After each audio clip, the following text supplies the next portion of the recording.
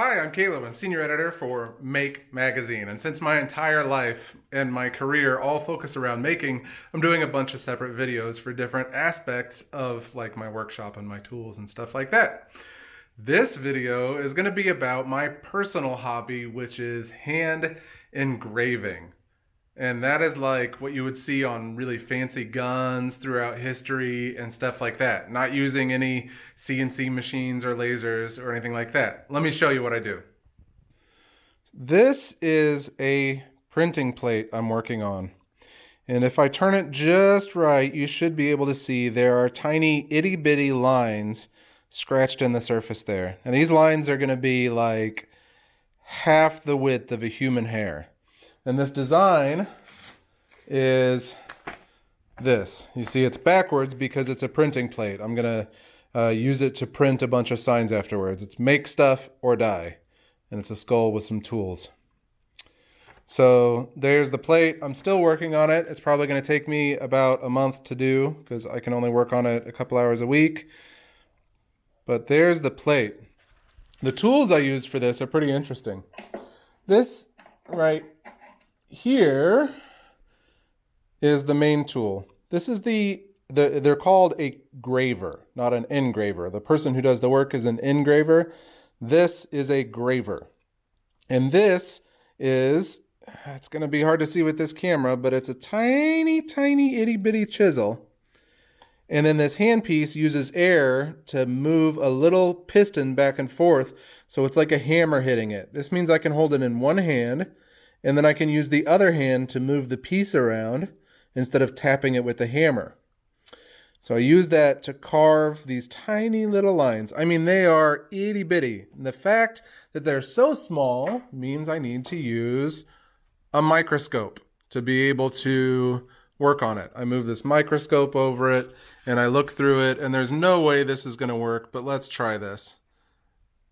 You can not see it. Oh. Yeah, you can kind of see some of those lines there at the very edge. And let's see if I can get some reference in there. That was right at the edge of that was right here. So let's put this in here and see if I can show you. So there's zoomed out, and then I actually work zoomed in a lot. So let's see if we can get that on here. Let me it's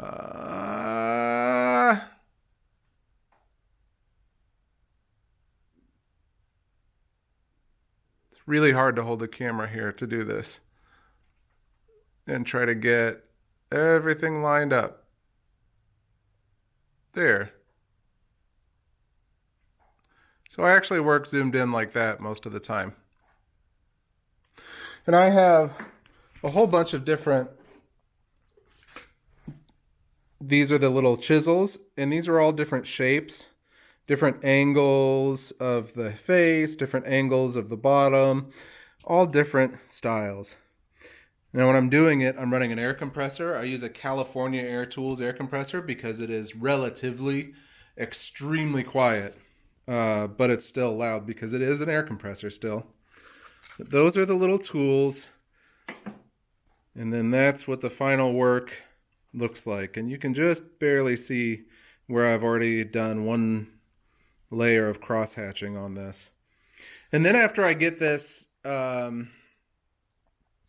all engraved and cut, then I'll bring it over here to my press. So this is a printing press, a little itty bitty printing press, and it's got a bunch of trash on it, but you can see where I've done some test prints here off of some test plates.